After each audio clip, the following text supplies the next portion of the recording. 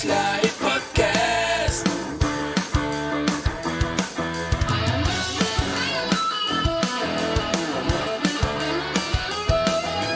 Oilerslive Podcast.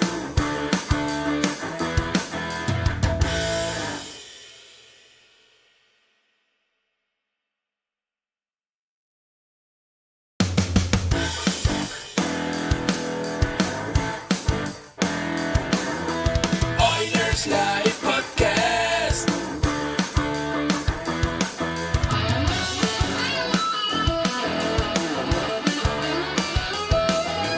Oilerslive Podcast.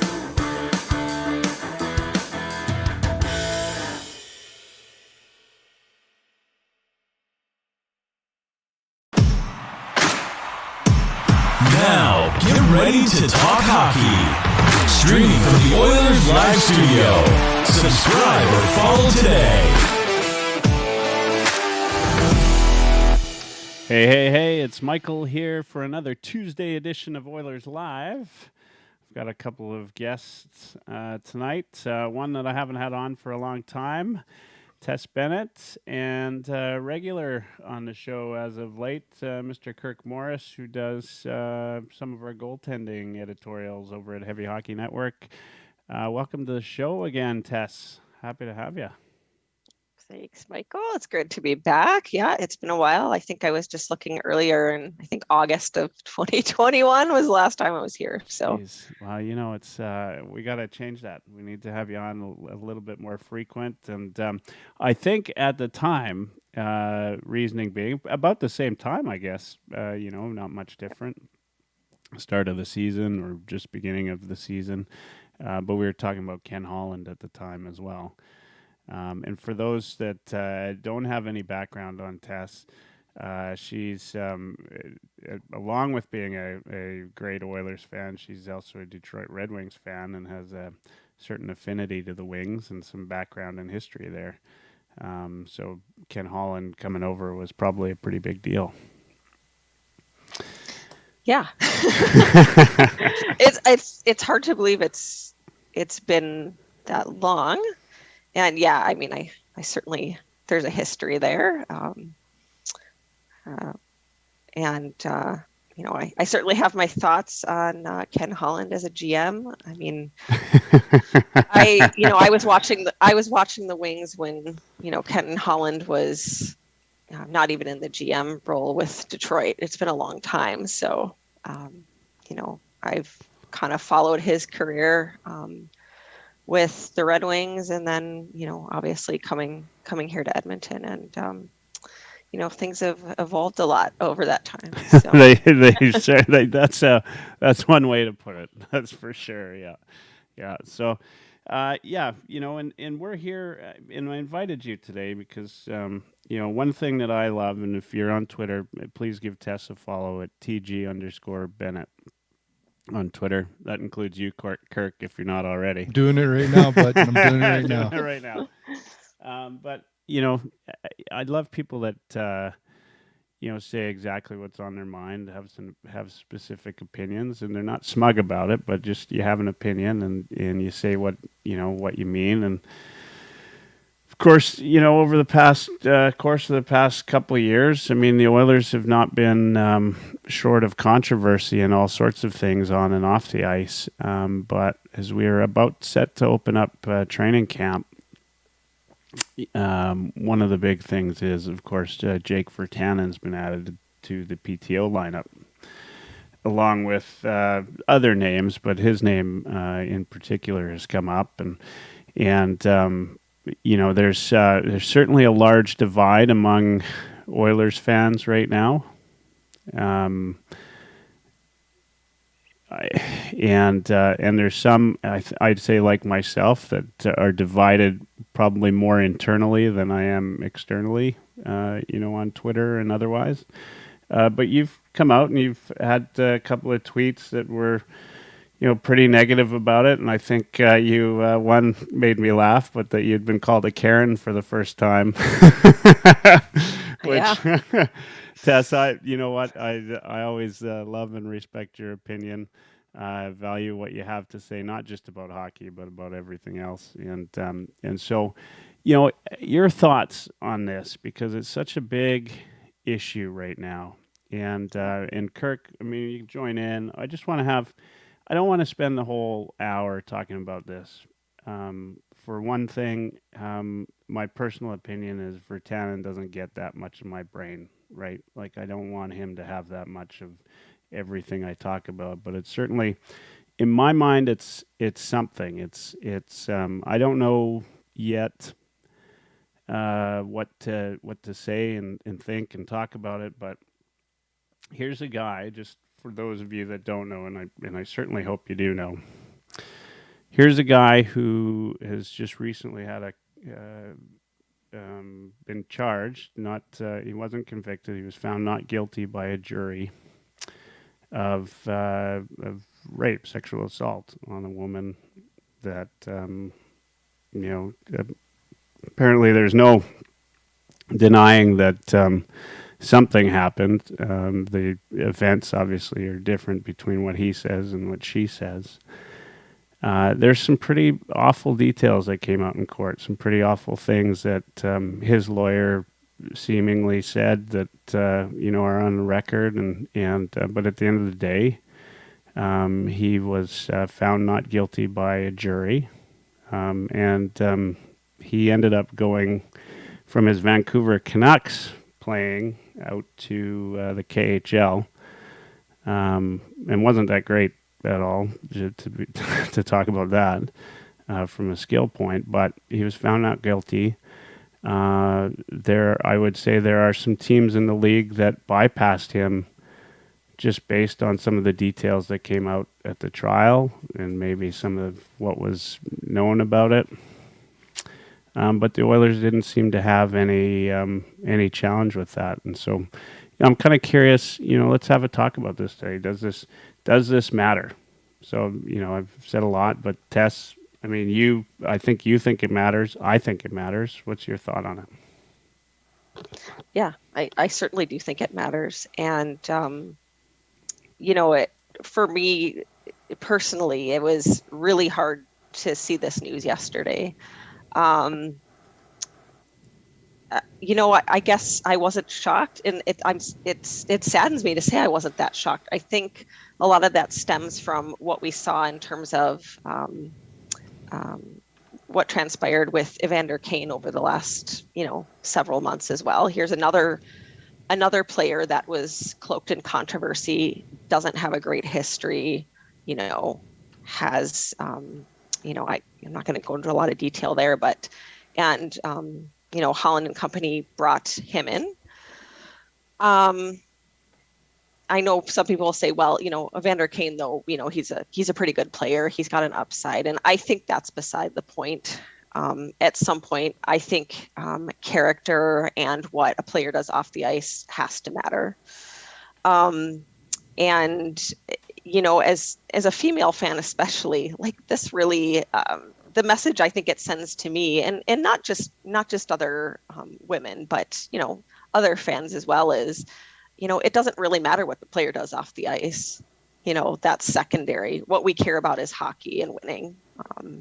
And whether that's, the message that was intended to be sent or not, that's the message I think that's coming across is it doesn't matter what you do off the ice. If we think you can play or you can contribute, great. It doesn't matter. And then, a lot of people, of course, have said, well, in Jake Virtanen's case, is he really even worth a PTO when he hasn't really shown anything, skill-wise over the last few years? He was in the KHL last year. Again, I think that's all secondary, though. It doesn't matter if you're, a fantastic, player, a guy that scores 50 goals a year, or a guy that is, a fourth liner that's, in a checking role or something like that, or, you spent the last couple of years overseas or something like that. To me, it doesn't matter. And I think it's well past time that we start to consider these things more when we're looking at, bringing up players through the system, drafting players. You know, it's, you know, I've seen as well, lots of people saying, hey, again, it's just a PTO. What's the big deal? But again, it's you know, it's still a chance for this player who 2 months ago was in court for, you know, a trial for sexual assault. And it, you know, it does matter. You know, I know Ken Holland has said, well, you know, a jury found him not guilty. I have my feelings on that too. And I have my feelings on the justice system. We know historically that not a lot of sexual assault cases lead to conviction. You know, I wasn't in that courtroom. I didn't hear everything, but, you know, the fact that this is someone who's had these serious accusations leveled against him, it matters. And I sat yesterday after learning this information, and I just had a pit in my stomach. I really did. I felt disappointed. I felt disheartened. And I thought to myself, here we go again. You know, here's another player with a really not nice history who's being given another chance. You know, where do we draw the line? When does that start to actually matter?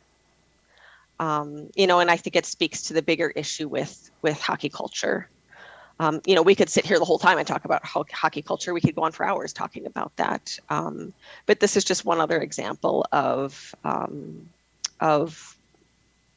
the nature of hockey culture and the message that if you have skill, or if it, you know, it seems like you might have skill and you can do stuff on the ice, it doesn't matter what you do off the ice. And I don't agree with that. So. Yeah, you know what? I think, I mean, you brought up some great points. There's, you know, you're not going to sway, obviously, everybody with what you have to say. In fact, we have somebody on YouTube who commented that, you know, he's found innocent. None of us were there to see what he and the woman did. Time to get on with life. And there's going to be that argument, right? I should clarify, though, he was not found innocent. He was found not guilty. There's no innocence. You don't need to prove innocence. You just need to prove beyond a reasonable doubt that you're not guilty in our court Correct. system. So, you know, let's just keep that in mind. And you know, Tess is right. I mean, there's you know, we've got a bad history in the justice system that we use around convictions around sexual assault, and that, you know, that's a whole different issue outside of hockey, but it certainly has covered areas in hockey as of late. And so I think, you know, the challenge that I have is, you know, we've got a guy that not only does he have this history, but he's a cusp player at the very best, right?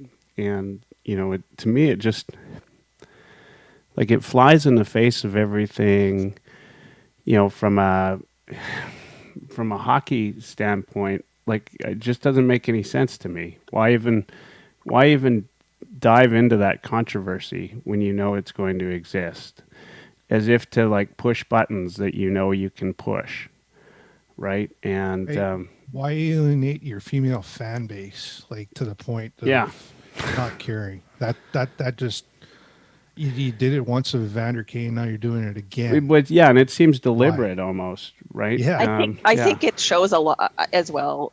Sorry to interrupt, guys. Yeah, I feel like it. I think it shows. You know, one, again, you know, this is kind of the way, you know, hockey culture has been, right? Like, if again, it doesn't matter. And, you know, you look at guys like Ken Holland, who's been around for a long time, and this is always the way it's been. You know, you find something, you know, some redeeming quality in a player, something that you think you like about him, all that other stuff falls away and it doesn't matter. And, you know, I think it shows that Ken Holland is really out of touch with today's NHL and today's hockey. It's really disappointing. And, you know, it's not just Ken Holland, you know, obviously this is we're talking about the Oilers and we're talking about Ken Holland, but it's bigger than Ken Holland. It's bigger than the Oilers. But yeah, again, there's Ken Holland has made some decisions while he's been, even before he came to the Oilers that, made me shake my head. But when it comes to this level of what the heck, I keep going back to, when Ken Holland retired, maybe it was best if he had stayed retired versus coming out of retirement to come be GM of the Oilers. Some of the decisions he's made have been really questionable, but this is a different level. And this level of either being out of touch or, is it out of touch or is it just, he really doesn't care because this is a decision he made and he's going to stand by his decision. I don't know, but it's really frustrating. It's really frustrating. Yeah. As I said, we're not going to spend the whole episode talking about this, but here's my question for you, because this is one thing the one thing I struggle with, and there's so many pieces, and we could have a quick. I don't even know if we could have a quick conversation about this, but there's clearly some folks that are watching on YouTube that disagree with my view and your view. Kirk, maybe your view as well. I think you're on the same side as we are on this.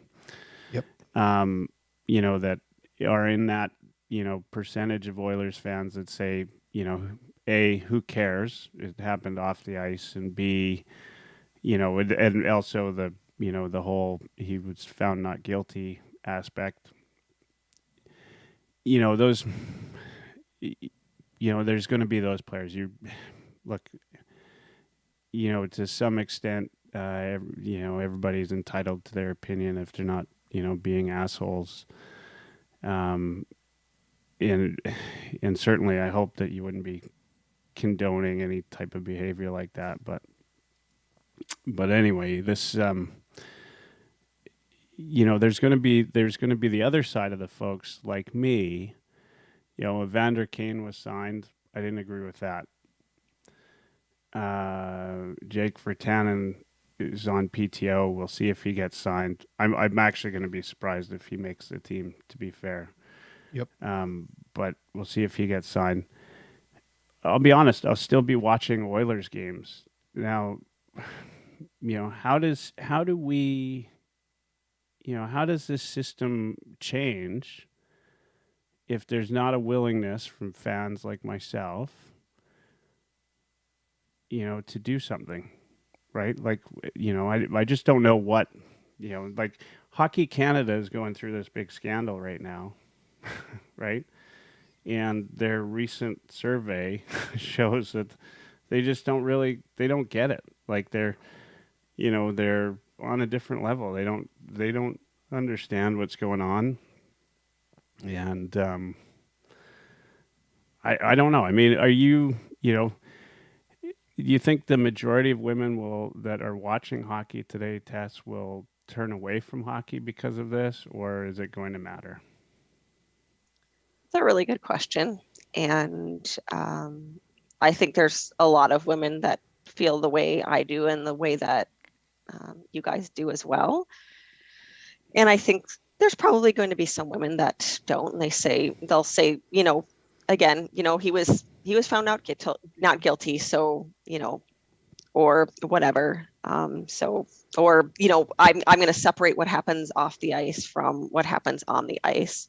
I would tend to think the majority of women would not be okay with it, but it is hard when you're an invested fan. You've been a fan for a long time and you love the game itself. And it's hard sometimes to separate your love for the game and what you see with individual players and even, hockey culture. I even struggle with this too, right? I love watching hockey. I love following hockey. Watching the game brings me joy. Getting my own child to see my own child play the game brings me joy. But when you have more and more of these things happening where, it's apparent that character is not so important. It leaves you with not so good feeling inside. And, after Evander Kane came to the Oilers back in, I guess that was February. I don't know. I've lost track of time. But I had a really hard time with it, and I stepped back. I didn't watch Oilers games for a while because I kind of had to process it a bit. And I had to decide kind of what level of, I guess, fandom I was okay with. And for a while, I wasn't okay watching games and supporting the team. I just took a step back. It was hard when I have to say it was hard when it got to playoff time because you get caught up in it. It's exciting. Absolutely. And again, you love the game. And, I don't watch the game for the players. I watch the game for, what I see them do on the ice, but, I don't watch the game because, I like so-and-so because, he's got a golden retriever and he likes to go golfing and, that kind of stuff. Yeah. Right. But I understand why it's not such an easy thing to say. I'm not going to follow the team anymore. I'm going to stop watching. And, for myself, since this, since what transpired yesterday with the Virtanen PTO, I've already found myself stepping away a little bit more because I just, again, I'm processing and I'm having a hard time with it. I love the game, but right now I don't love the organization, and I've had troubles with the organization for a little while now, and it's kind of hard to weigh how much support I want to throw into one of my teams when this kind of stuff is happening. I still don't know when the season starts. Am I going to be watching games or not, or am I going to be supporting another team? And I'm not fool enough to believe that there's not other issues with other teams as well. I mean, we know that there is. And if you dug, I'm sure you could find character issues with a player on every team, right? I have a spreadsheet test that I could share with you that would blow your mind. Yeah. So, but it is hard when you enjoy the game. You love watching the game, and you derive joy from that. It's hard to step away, but it's also hard to feel good when you're watching this team and cheering on this team, knowing some of the players that are in that dressing room and on the ice, and what the front office, some of the decisions the front office has made. So. Yeah. No, I don't. I 100% understand where you're coming from. The challenge will always be, and this is it. I mean, there's one team in town, right? You want to watch NHL hockey, and you've spent your whole life, whether you've been a Detroit fan or a Montreal fan or an Oilers fan or whatever, is to what extent, and keeping in mind as well that an organization, the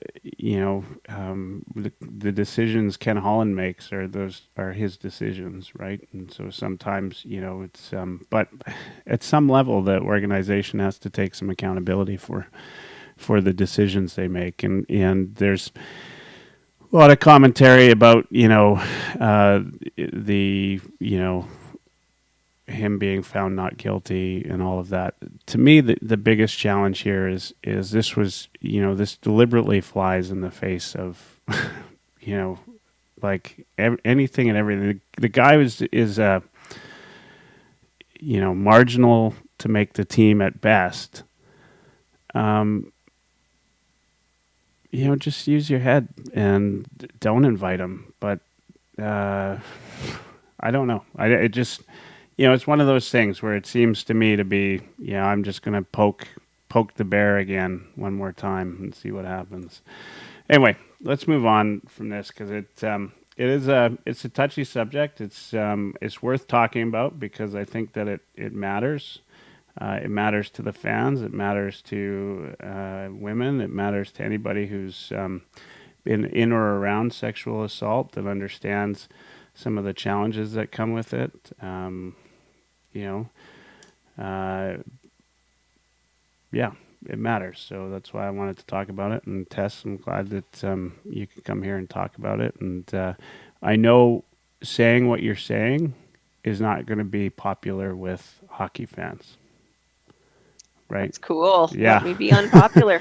That's right. Right. You know, and that's the thing, right? Like it is what it is. But, you know, we're, hey, you know, sometimes it's a matter about, it's whether or not the, you know, it might be, you might go and watch the games anyway, but if you didn't say anything, then nobody heard you, right? You know, you got to say something. And so, you know, it has to be said. And at some level, I know that whether he puts any stock into what he hears, Ken Holland, the organization, they hear these things, and whether or not that affects their future decisions, we'll see. But it certainly hasn't seemed to affect anything. Hockey needs some cultural changes. And who knows where they're going to start.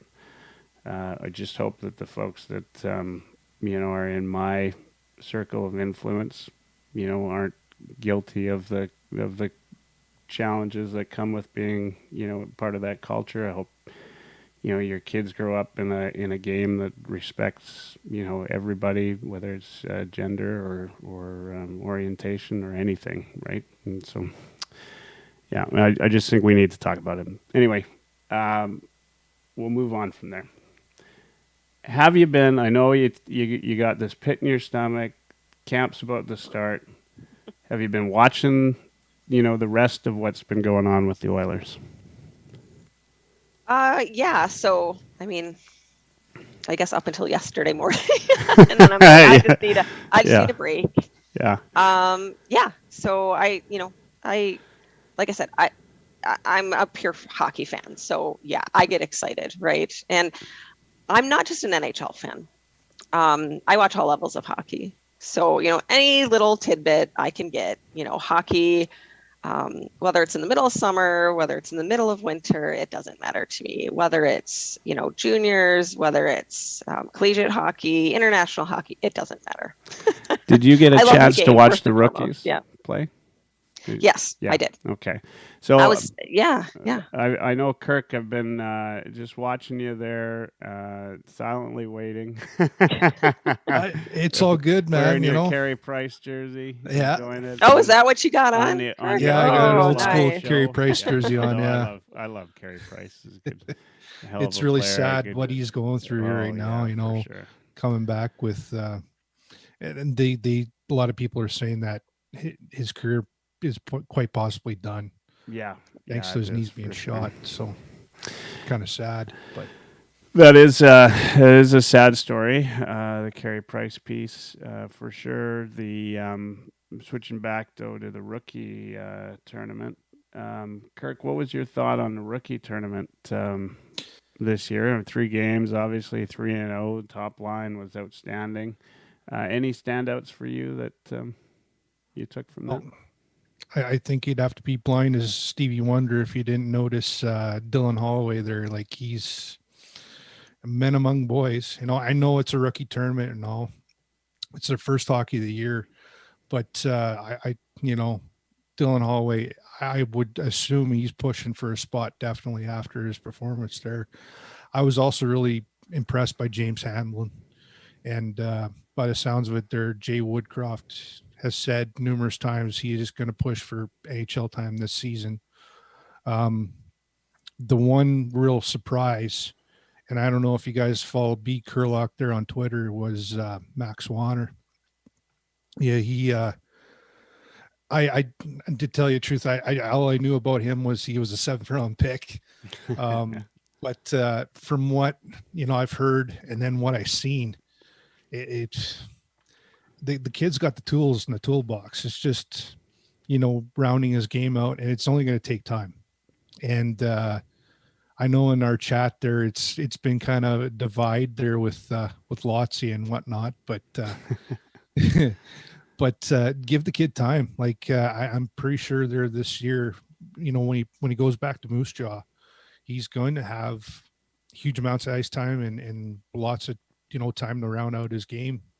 And yeah, and as far as the goaltending goes, I was really impressed by Ryan Fanti, and he was a little shaky there in the beginning there in the first game, first period, he had happy feet going and whatnot there, but he started to settle down there. And I thought in the last game there, like his half that he played, he was like he was in the middle of the season there. He was set to go. Yeah. So yeah, it was hard to get a read on Rodrigue only because they took like only shots on him in like a period and a half of hockey, I think. So it's always funny, a goalie could have a great, game where they, end up with a shutout, but it's like 9 save performance. And you always got to ask yourself, did the goalie play really great, or did he just,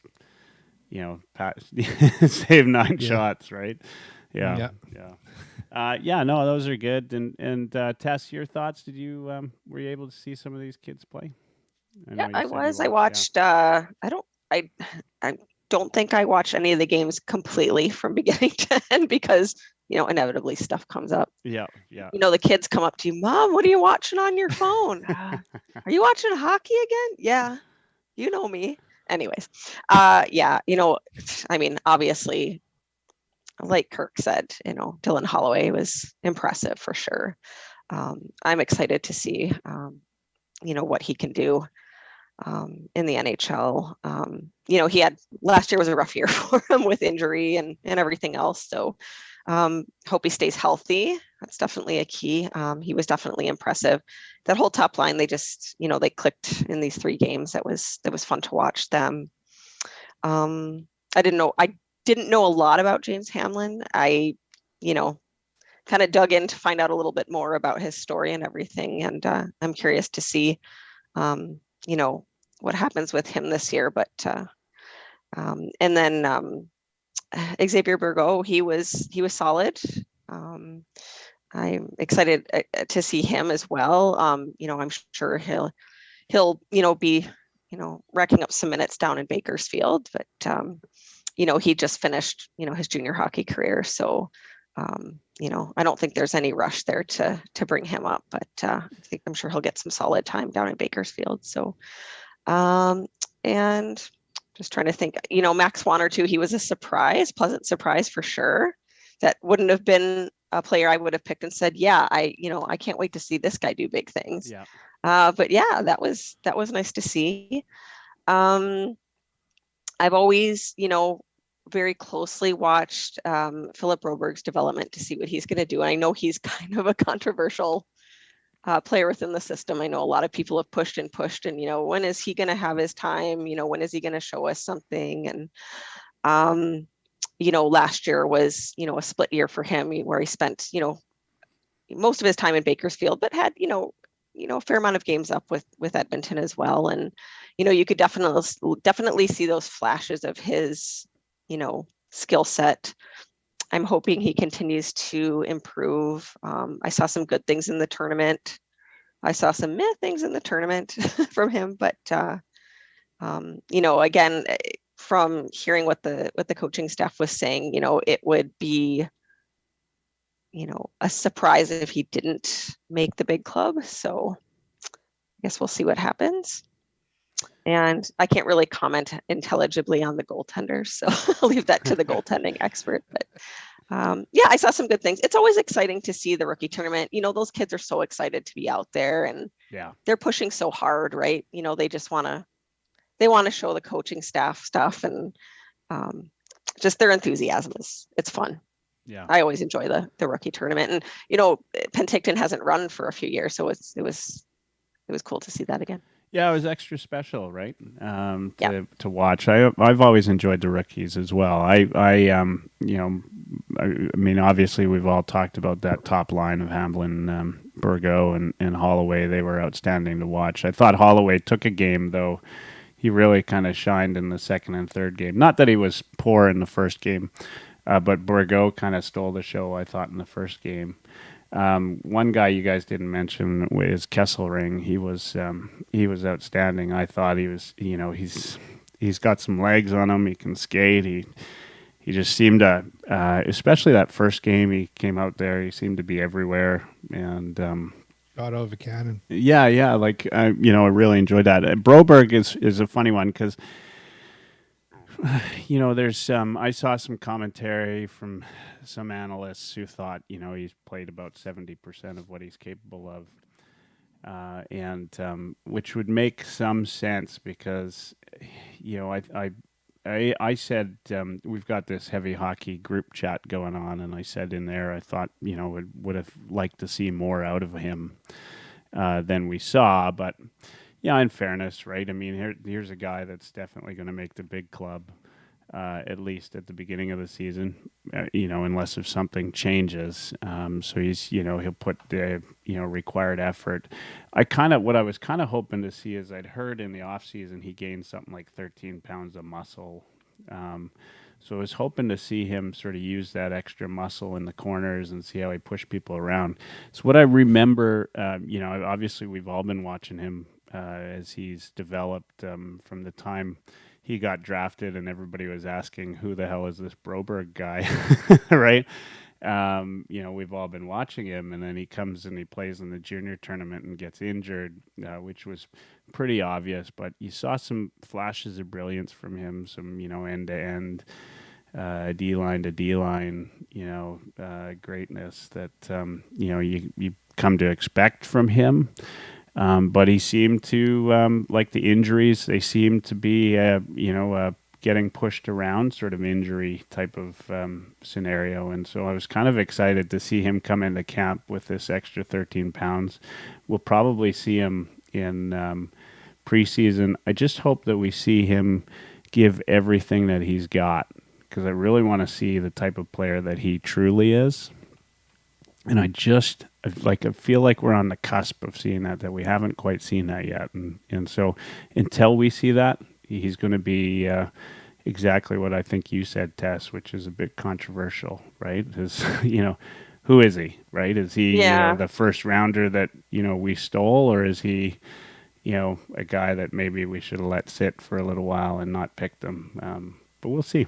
Yeah, only time will tell. The rookie tournament's such a hard, I mean, you got guys like, I can't remember what game it was, but Bouchard played one or two games way back, and against guys his own age, he had a couple of defensive miscues, and Oilers Twitter went crazy on how shit defensively he was. So yeah, I mean, we could be accused of maybe getting a little bit too excited about stuff at times, whether it's to the good or to the bad. So I don't want to start putting Holloway down for Calder candidate yet, or Oilers fans would not be the only fans to take that stance and completely overreact about what they saw in a rookie tournament. And full disclosure, the Penticton tournament was not the only rookie tournament I was watching. So oh yeah, fair. And there were lots, right? Like there, if you're on Twitter and you're just watching, like I do, I follow fans across. Yeah, you're right. It was kind of neat to see exactly the same kind of comments I'm talking about. Like, oh, this guy's going to be amazing, right? Put him up with the club now. Yeah, Make sure, right. That's right. I'm like, hello, when did we draft this guy? Like last week? Relax. That's exactly it. But I get it. Fans get excited, right? They see something good, and but I mean, and it's not like I'm not guilty of doing that too. Preseason, rookie camp. I mean, we all remember, Ty Ratty from several years ago. He was supposed to be the answer, right? Because he lit it up in preseason, and then anyways. Or last year's goaltending sensation or goal sensation. What's the name? the Italian. Already forgot. Perlini. Oh yeah, that's right. Lamborghini Perlini. Yeah. Yeah. Lamborghini Perlini. Yeah. It's, well, and again, it's, hockey starting, you get to watch it again, and yeah, you get excited, and you're always looking for that, that next big name, or, that certain draft pick to break through, and, like, so, but yeah, we shouldn't get too high or too low, but No, we yeah. we shouldn't. And so I'm I watch a lot of hockey like you guys. I consume a lot of information about what some analysts are saying. I consume information from the analysts I don't like, just as much as from the ones I do like. To try to get a rounded picture. I've found, right, like the Oilers are not in the Stanley Cup conversation among analysts around the league right now.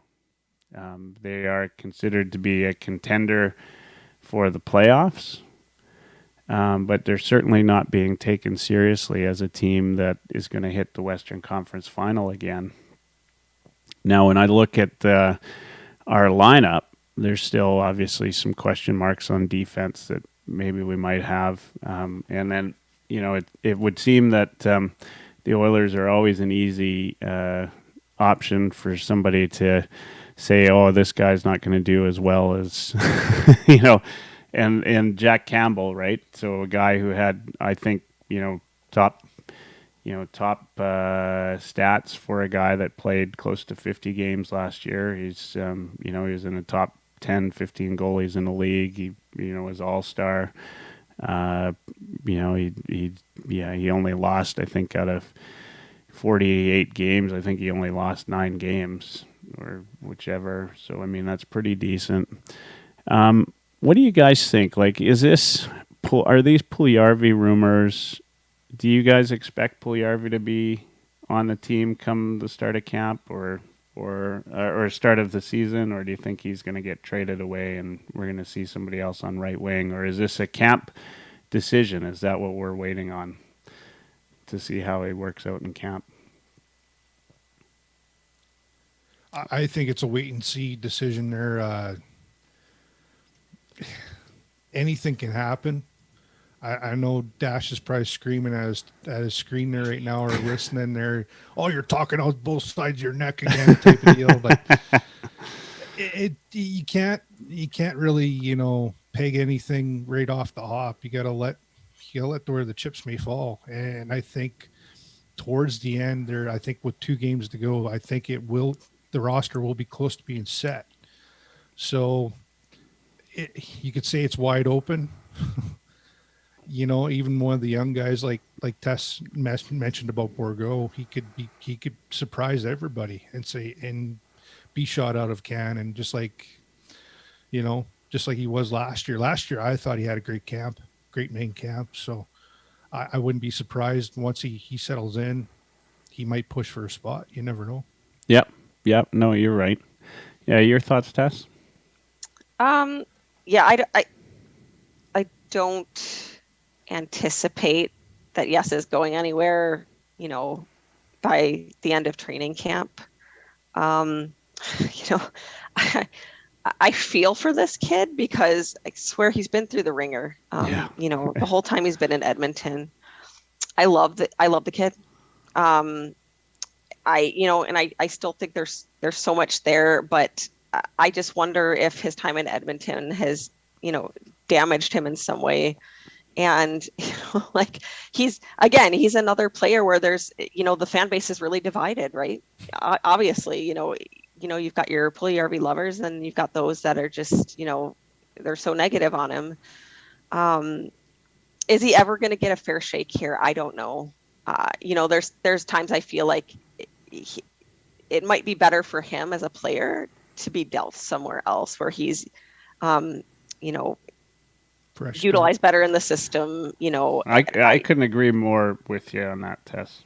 100%. And it sucks because I love the kid. I would love him to be an Oiler, but at the same time, it's painful sometimes to watch what he goes through. So I don't know. I don't think there's a rush to trade him.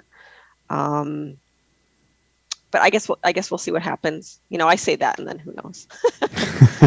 You can't guess what this organization sometimes, but. No, you can't. I think though, and I've said this before. I think that Puljujarvi is I think he's a great player. I think he's a top 6 player, or should be on most lineups. It's clear from the numbers that he makes whatever line he's on better. I think some of it is a confidence in him. Some of it's some of it was a post-COVID, maybe fog. Who knows? Like his numbers were different after COVID, after he had COVID to when to the end of the season. So how he comes out of the gate, we'll see. But I just my thoughts are 100% with what you said. I mean, here's a guy who has the rumors always been that he's going to be traded. Like it's. I'm guessing. Like why would he ever unpack his bag in Edmonton? Right? Like it just doesn't make any sense. I mean, he's always on the trade block, and nobody's denied it. In fact, they've stoked the fire to make it seem like he's on the trade block. They get people in the system that would indicate he's on the trade block. And so we'll see. I feel for him just like you do. He's a hell of a kid. You see him smiling at the Sherwood Park Crusaders opening game, with the puck drop, and he's a community guy. He's friendly.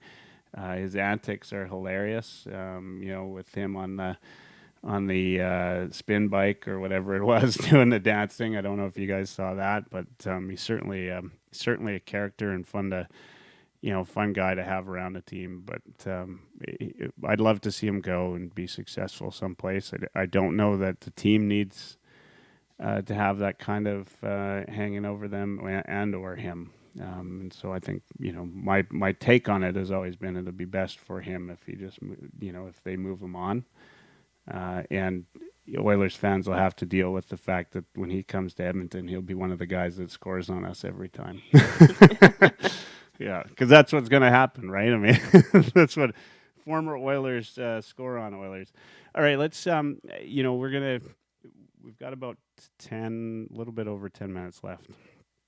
There's lots to talk about today. We're only going to get through a little bit of it, but as we get closer to preseason and regular season, I'm going to have more and more shows, different people on, and we'll have a lot of different conversations. Oilers have started a Hall of Fame, as everybody knows. It sounds like Ryan Smith and Lee Fogelin are two of the initial inductees. Tess, were you living here when Ryan Smith was on the team? The second time. All right, so you missed the glory times. Though, it's funny you mentioned that though, Michael, because before I was ever really an Oilers fan, I was a Ryan Smith fan. Right on. He was actually the player that piqued my interest in the Oilers. And this was obviously post Cup dynasty, right? Yeah. So, and I'll try to keep the story brief, but it was the 97 playoffs. So that first round series against Dallas. And I'm going to reveal my age here. I was in college. I was supposed to be studying for exams, but it's playoff hockey. What the heck? I could put off studying a little bit longer. And I was watching that Dallas series, and I'm watching this kid. Who is this? Who is this player? Ryan Smith, my God. And I think the thing that struck me most about Ryan Smith is the pure joy he played with. And I was hooked. I became a fan of his. And then, I was more of a casual fan of the Oilers at that point. I didn't become more of a, serious Oilers fan until I actually moved to Alberta. But he was the player that, kind of got me interested in the Oilers. And he was my favorite Oiler. So I still remember my now husband calling me and telling me when Ryan Smith was traded, and I was like, "You're kidding? No way! You're joking." Yeah. He's like, "No," and that was, that was such a huge deal. And of course, when he came back to Edmonton, that was massive, and that was exciting. And then getting to see him retire and everything. Smitty wore his heart on his sleeve. He always answered the call, whether it was playing for the Oilers, playing for Team Canada. Yeah, I've always been a Smitty fan. So. Awesome. Well, you know what? As somebody who's come into the Oilers fold, yeah, I mean, being a Smitty fan is respectable for sure because he's hell of a hockey player. Yeah, your thoughts, Kirk? I was just going to ask Tester about the 06. You're originally from the Detroit area? Am I right, I'm originally, yes, I am. So, wait, you're going to say something? Stung. Yeah, you're not going to make me mad, are you? Well, I don't know. I just don't want to reopen old wounds in here. No, it's, yeah, it still hurts a little to talk about it. But yeah, that 06 series, when the Oilers upset the Red Wings, yeah, that hurt. And for me, the hardest part was knowing that was Steve Yzerman's last game because Steve Yzerman was my first hockey hero. And knowing that the Oilers ended his career was hard. That was really hard. So, and then we're shortly and I get teased because, 06, the Oilers made it so far. And then I moved to Alberta in 2007 and the decade of darkness started. Yeah. So, is there a correlation? I'm not saying, but anyway. I was just going to add in there with Stevie Y being back as the as the general manager now of Detroit. He's doing some damn awesome stuff there right now.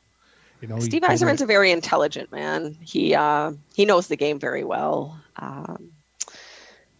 So that was another exciting time when he left Tampa and came back to Detroit.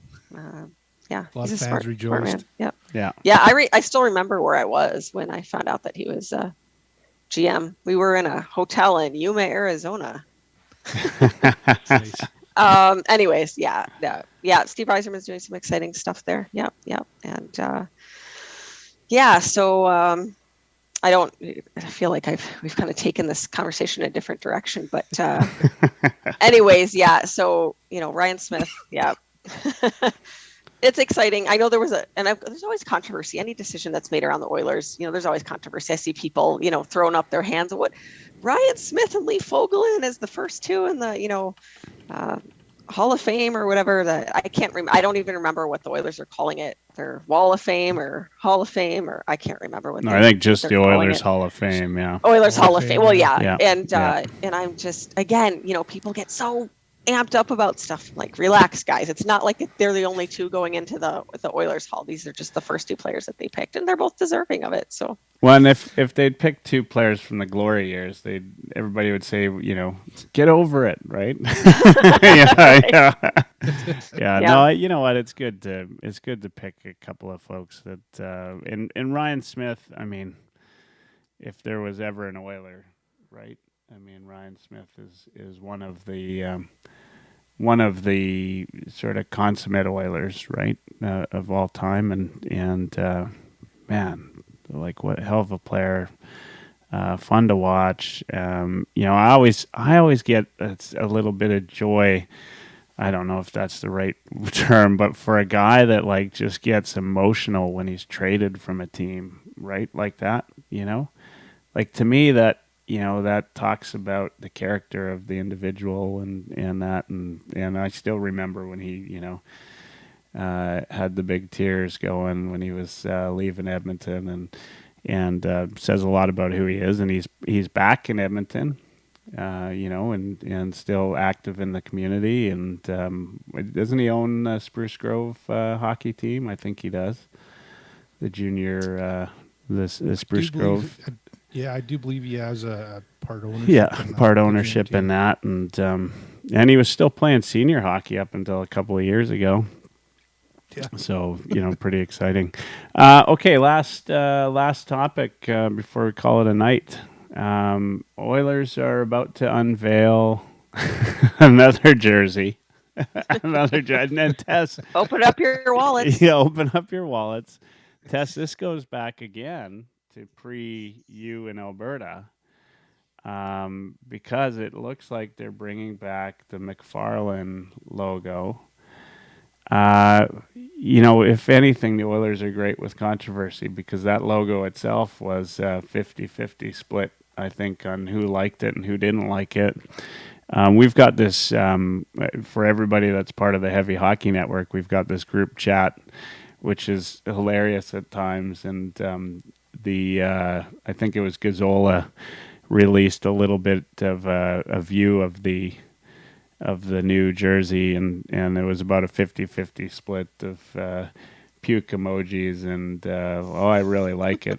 So you guys, what are your thoughts? Tess, we'll start with you. Have you seen it? Do you know the McFarlane jersey? Yeah, I know the McFarlane jersey. Yeah, for sure. But here's the other question: if you're, assuming you're going to care? watch, No. yeah, do you care? No. And if you're going to watch the Oilers this year, are you going to get one? Do you get jerseys? Are you a jersey buyer?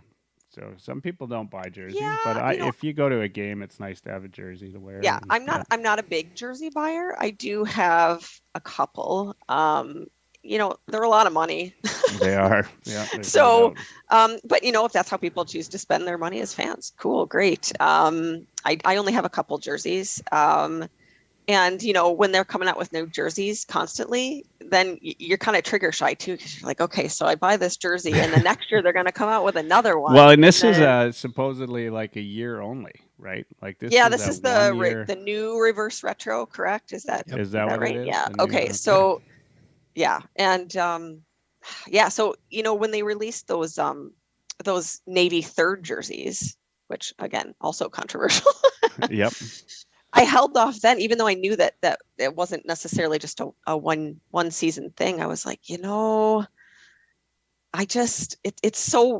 a lot of money, and it used to be they had one jersey. They had two jerseys: your home jersey, your away jersey. You were safe. You could buy a jersey. The only thing that changed was who creaed it, like who. Yeah, and who manufactured obviously, it, right? if your favorite player was traded, then okay. But so I think that's a reason why I tend to be trigger shy too. Is just I know that they release new jerseys all the time. So this new reverse retro, I'm kind of middle of the road regarding the McFarlane design. I don't have strong feelings one way or another. I tend to be more of a classic colors person. So I tend to prefer the classic Oilers colors, the royal blue and the original orange, over the navy. And I was never a big fan of the copper.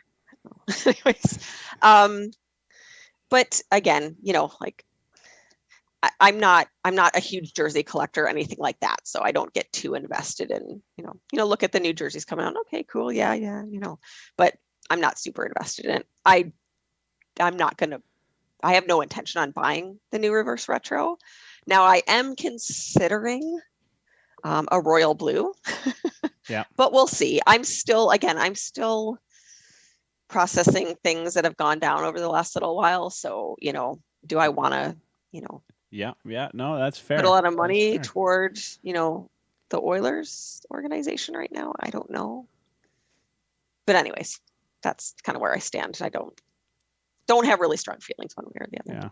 Now I have a royal blue jersey in my collection. I've got a lot of jerseys. I don't buy jerseys, so it's because I'm such a big Oilers fan. It's one of those things that, hey, it's Michael's birthday or it's Christmas. Let's get him a jersey. It's like the easy go-to gift, right? That, and I like coffee, so I either get coffee or something Oilers related. I've got a royal blue one, and I have no idea if it's gonna match or what. I'm like, I'm not officially colorblind, but you'd think so sometimes. So I don't know.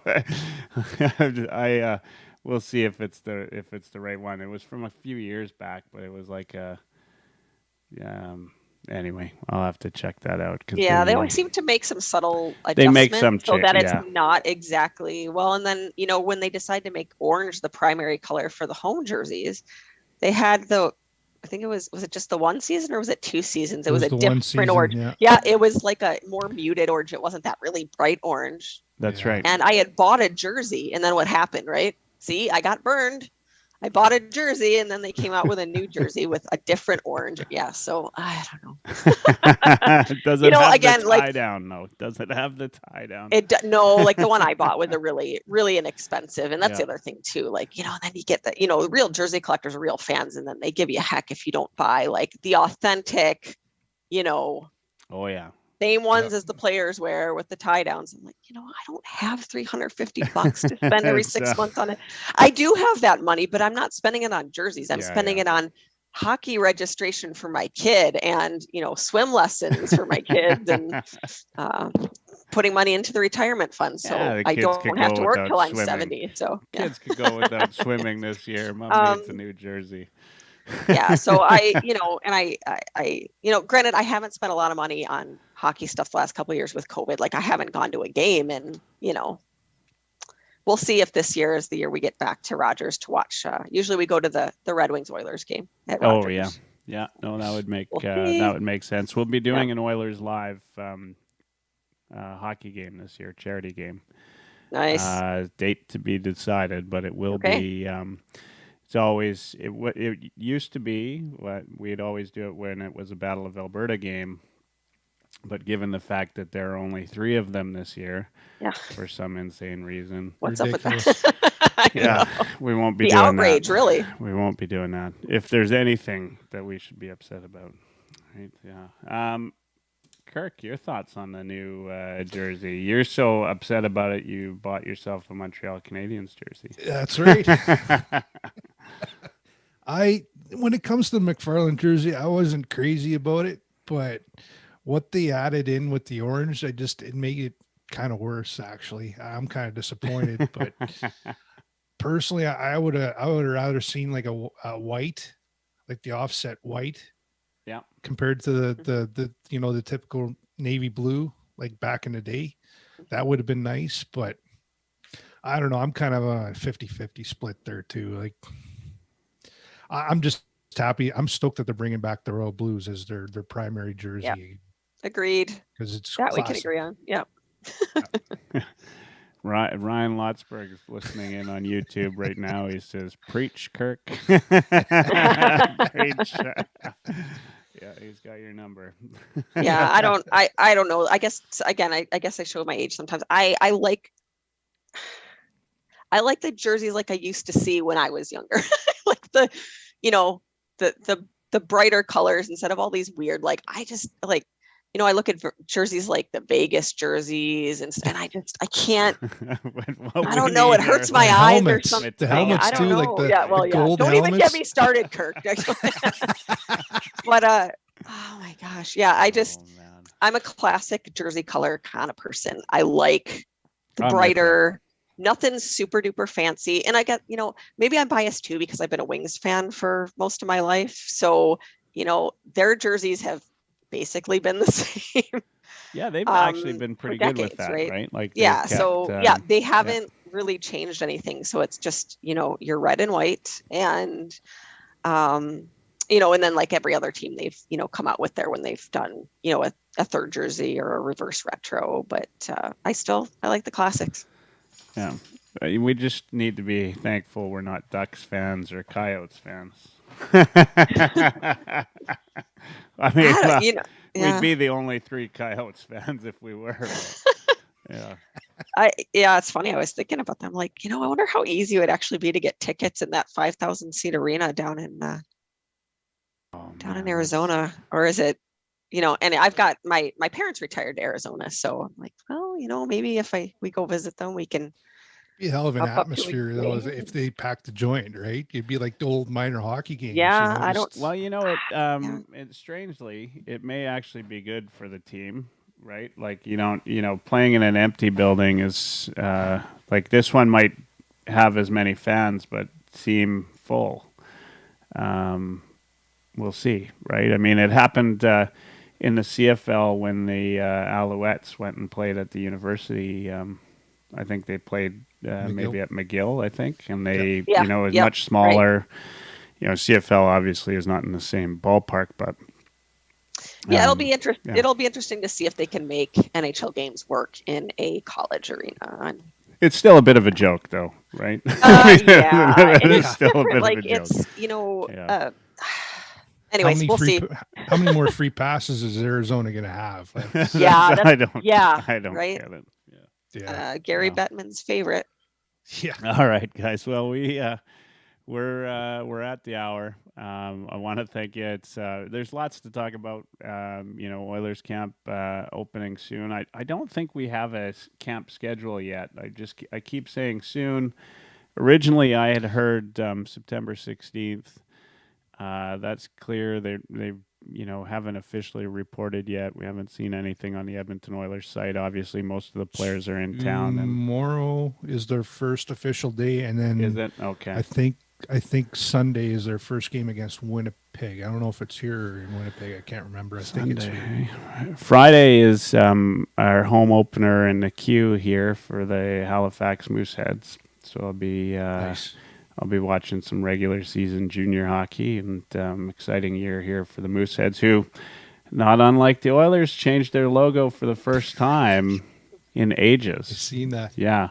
Although it's much needed, but happy to see some Q. I'm a season ticket holder for the Mooseheads, and I've also got the junior tickets this year for the whole Canada.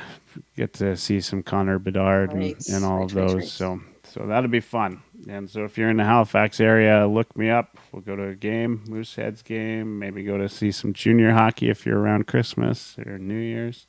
Who knows? 21 games being held here, and all of the Canada games and all of the medal games. So I've got 4 tickets to each of those. So that's pretty exciting. It's a lot of hockey, probably more than I'll be able to consume. So no doubt it would be a lot of fun. Anyway, we're at that time, as I do always. And I've given Tess plenty of time to think about all of the things she might want to say, but I do a little bit of around the horn and give everybody a last word. But Tess will end with you, and of course, when you're done, you just say good night, and we'll shut it down for the evening. I want to say thank you to Tess for joining tonight and saying what's on your mind, and also just hearing what you have to say about hockey. Obviously, I've been interacting with you from a hockey perspective for a couple of years now, and I've always enjoyed your takes and everything that you have to say. Doesn't mean I always agree with you, but I do do value what you have to say and appreciate that. Even if some of it's Detroit Red Wings related.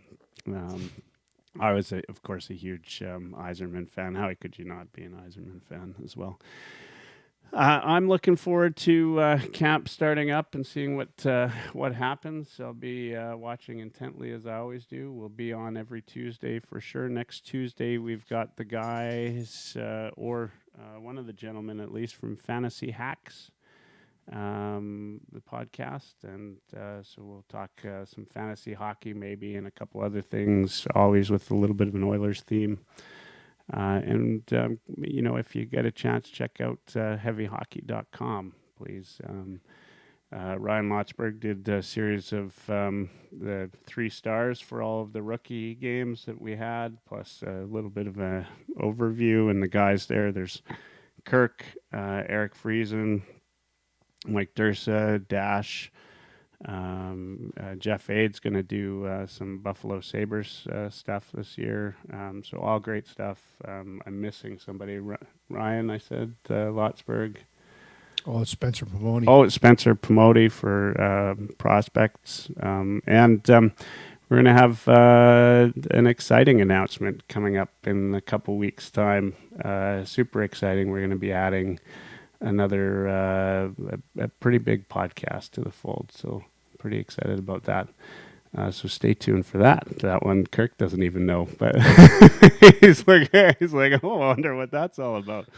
All right, and so I'll leave it over to you, Kirk. Say anything over that you've got to say, and then we'll give it over to Tess to finish this off. Just once again, super stoked that hockey's finally back, and it was awesome seeing the rookies do their thing there this past weekend.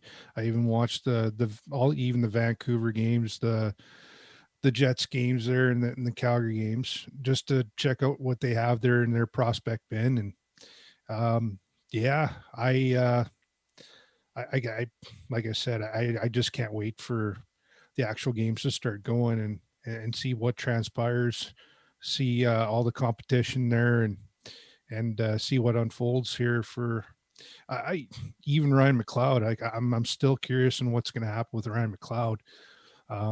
They keep adding people here on PTOs. It's like, well, what are you going to do with the actual talent, So, and yeah, kind of curious to see what the Habs do this year. I'm a partial Habs fan, as I'm wearing a Carey Price jersey here right now.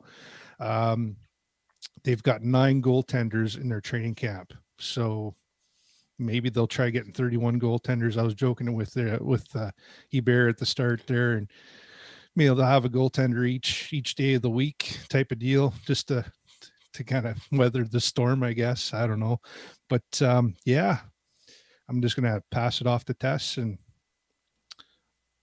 go from there. Thanks, Kirk. Thanks, Michael. I appreciate the conversation tonight. Some of the conversation was definitely hard, but I think it's important to have these conversations. We get caught up talking about hockey, and as we should on a hockey podcast. And sometimes it's we don't want to get into the more difficult stuff, but I think it's important to have those conversations still. Being a hockey fan can be awesome, fantastic, and the game can be awesome. Hockey's is an amazing game. And so when stuff comes up, relating to hockey off the ice, it can be hard sometimes as fans to know how to handle that. And I don't think we should be afraid to talk about the hard stuff. I don't think we should shy away from those conversations. I think they're important to have, because they're part of the bigger hockey picture. So appreciate the conversation tonight, gentlemen. Thanks very much. And thanks to everybody listening in, and hope you have a good night.